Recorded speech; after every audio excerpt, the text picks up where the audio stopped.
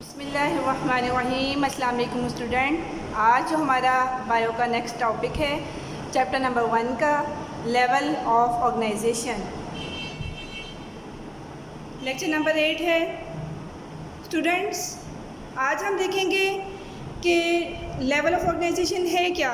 इसका मतलब ये है कि जो एक जानदार है वो किस तरह से वजूद में आया है और किस लेवल से कितने छोटे लेवल से वो वजूद में आया और बड़े लेवल तक वो पहुंचा है। आज हम इसके बारे में डिस्कस करेंगे। आज तो मैं आपको उन तमाम लेवल्स के नेम्स और ओवरव्यू बताऊंगी। इंशाल्लाह नेक्स्ट लेक्चर में हम 1 बाय 1 हर लेवल को डिस्कस करेंगे विद एग्जांपल्स। ओके, सबसे पहला लेवल देखते हैं कि वो क्या है। सब एटॉमिक एंड एटॉमिक लेवल। अब सब एटॉमिक और atomic level, you know it very well, आप पढ़ के आ चुके हैं कि एटम क्या है। एटम जो है स्मॉलेस्ट पार्टिकल है that can not be divide, यानी कि इनडिविजिबल पार्टिकल, इतना छोटा पार्टिकल जिसको मज़ीद तकसीम नहीं किया जा सकता। एक एटम जो है उसमें भी कुछ पार्टिकल्स होते हैं जिनको नाम दिया जाता है सब एटॉमिक पार्टिकल्स का। एक एटम सब एटॉमिक पार्टिकल से मिलकर बनता है। आप केमिस्ट्री में भी पढ़ेंगे कि एक एटम में 3 जो हैं वो फंडामेंटल पार्टिकल्स होते हैं। वो 3 फंडामेंटल पार्टिकल्स, उनके नेम क्या हैं? Electron, proton and neutron. इसके अलावा हंड्रेड्स ऑफ सब एटॉमिक पार्टिकल मौजूद होते हैं, लेकिन ये 3 फंडामेंटल पार्टिकल्स हैं जिनके बारे में आप पढ़ते आए हैं और पढ़ेंगे भी इंशाल्लाह, नेक्स्ट क्लासेस में भी पढ़ेंगे। ये फंडामेंटल पार्टिकल्स हैं जो किसी एटम को बनाने के रिस्पॉन्सिबल हैं। ये सब एटॉमिक पार्टिकल्स आपस में कंबाइन होकर एक एटम बनाते हैं, एक एटॉमिक लेवल बनाते हैं। For example hydrogen atom, oxygen atom and nitrogen atom, ये एटॉमिक लेवल की एग्जांपल्स हैं। जब एटम, एक से ज़्यादा एटम आपस में मिलते हैं तो नेक्स्ट लेवल बनता है, और नेक्स्ट लेवल क्या है हमारा? Molecular level. फॉर एग्जांपल जब 2 हाइड्रोजन एटम आपस में केमिकली कंबाइन होंगे, बॉन्डिंग करेंगे, तो हाइड्रोजन का मॉलिक्यूल बनेगा। सिमिलरली आपने देखा होगा वाटर का मॉलिक्यूल, उसका फार्मूला आपको याद है H2O। H2O से हमें पता चलता है कि इसमें 2 हाइड्रोजन एटम और एक ऑक्सीजन एटम मौजूद है। मीन्स 3 एटम आपस में केमिकली कंबाइन हुए और मॉलिक्यूलर लेवल वजूद में आ गया। सिमिलरली आप ग्लूकोज के मॉलिक्यूल को देखें, C6H12O6। ये भी 3 डिफरेंट एटम से मिलके बना हुआ है, जिसमें हर एटम की तादाद डिफरेंट है। इट्स मीन हम ये कह सकते हैं atom combine chemically to form molecule और molecular level. Okay, molecular level के बाद हमारा नेक्स्ट लेवल आता है organelles level and cell level. Organelles क्या है? किसी भी लिविंग ऑर्गेनिज्म में पाए जाने वाली सब सेलुलर स्ट्रक्चर्स। मीन्स एक सेल है, उस सेल के अंदर जो डिफरेंट ऑर्गेनेलिस मौजूद हैं जो उस सेल के फंक्शन का रिस्पॉन्सिबल हैं, उनको नाम दिया जाता है ऑर्गेनेलिस का।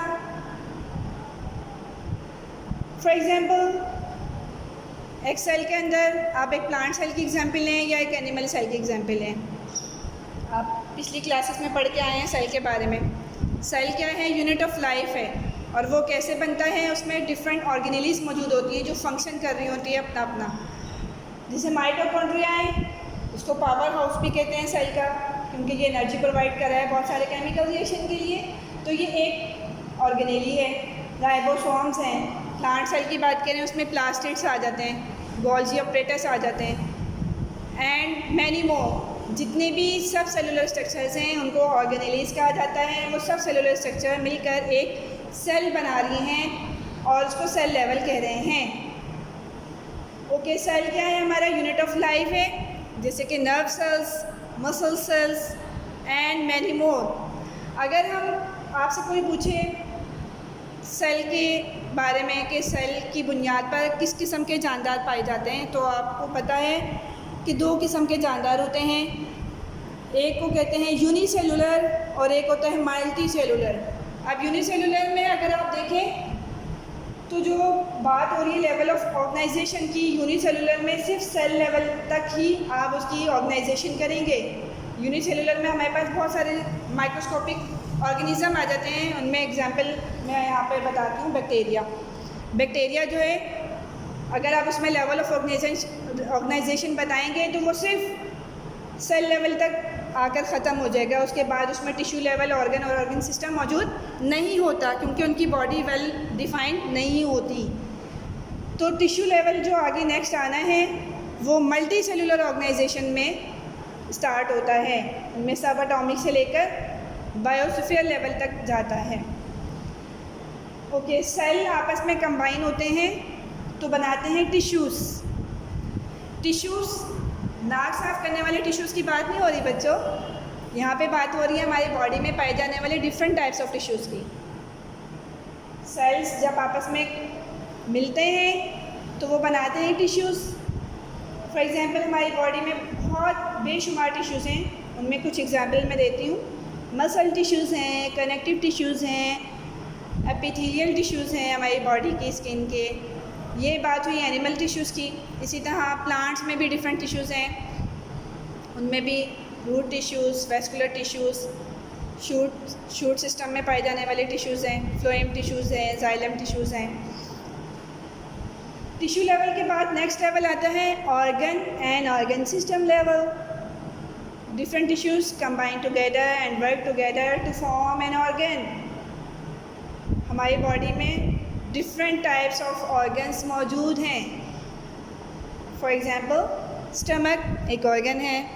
तो क्या स्टमक अकेले काम कर रहा है हमारी बॉडी में? नो, स्टमक का काम है डाइजेशन करना, लेकिन वो अकेले ये सब काम नहीं कर रहा, बल्कि उसमें डिफरेंट ऑर्गन्स इन्वॉल्व हैं और वो एक सिस्टम बना रहा है जिसको हम कह रहे हैं ऑर्गन सिस्टम।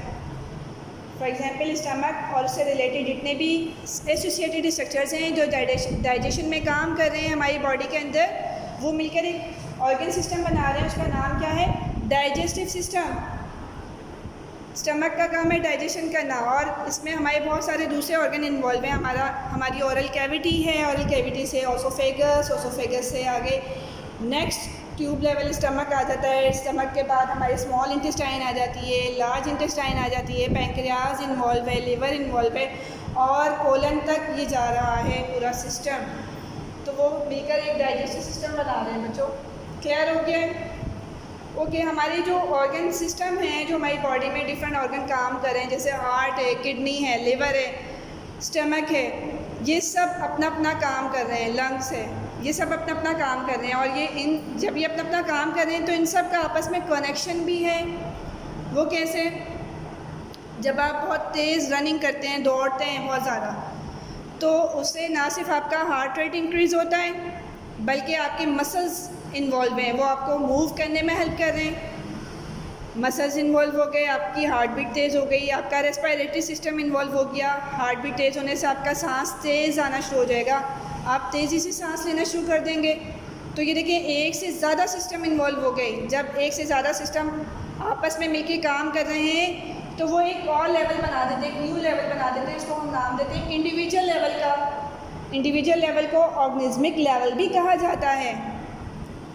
एक जानदार मुख्तलिफ ऑर्गन सिस्टम से मिलकर बना हुआ है, और हर ऑर्गन जो है वो अपना काम, अपना फंक्शन कर रहा है अकॉर्डिंगली जो उसको असाइन किया गया है। इंडिविजुअल्स यानी कि जो अफराद हैं या जानदार हैं, वो मिलकर एक स्पीशीज़ बनाते हैं। स्पीशीज़ की डेफिनेशन हम इंशाल्लाह नेक्स्ट लेक्चर में भी करेंगे। यानी कि अगर आप बात करें अपने स्कूल में क्लास के अंदर, आप कहें कि 9th बायो की 9th क्लास में कितने स्टूडेंट हैं? 20 स्टूडेंट हैं जो एक ही स्पीशीज़ से बिलोंग करते हैं।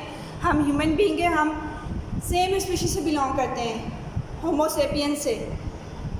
तो हम बहुत सारे इंडिविजुअल जो हैं वो मिलकर स्पीशीज़ बना रही हैं, और सेम स्पीशीज़ यानी कि ग्रुप ऑफ बायोलॉजी स्टूडेंट वो मिलकर एक पॉपुलेशन बना रही है, यानी कि group of organism of same species present at the same time make another level that is called population level.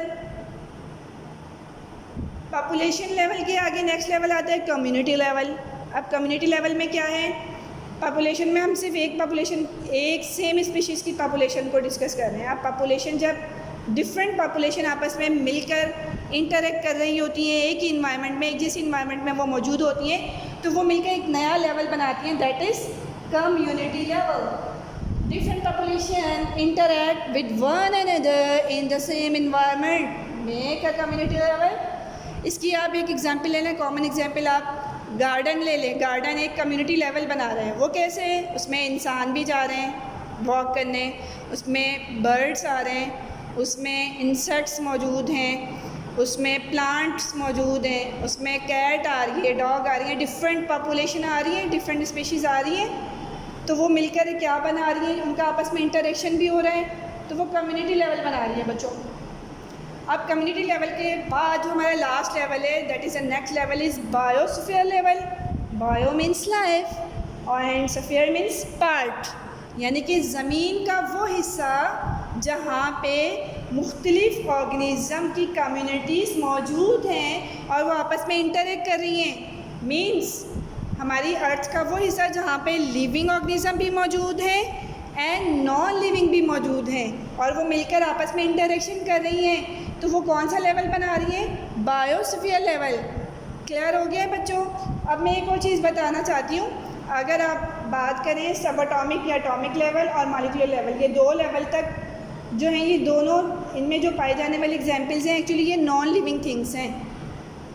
जब हम नेक्स्ट थर्ड लेवल पे जाते हैं, ऑर्गेनेलिज लेवल या सेल लेवल पे, तो वो लिविंग थिंग में पाई जाने वाली चीज़ें हैं। अगर आप नॉन लिविंग और लिविंग को कंपेयर करें तो लिविंग किसी भी जानवर को उस वक्त लिविंग कहा जाएगा जब उसमें ऑर्गेनेलिज मौजूद हैं, उसमें सेल्स मौजूद हैं, उसमें टिश्यूज़ मौजूद हैं, अदरवाइज़ आप उसको नॉन लिविंग कहेंगे।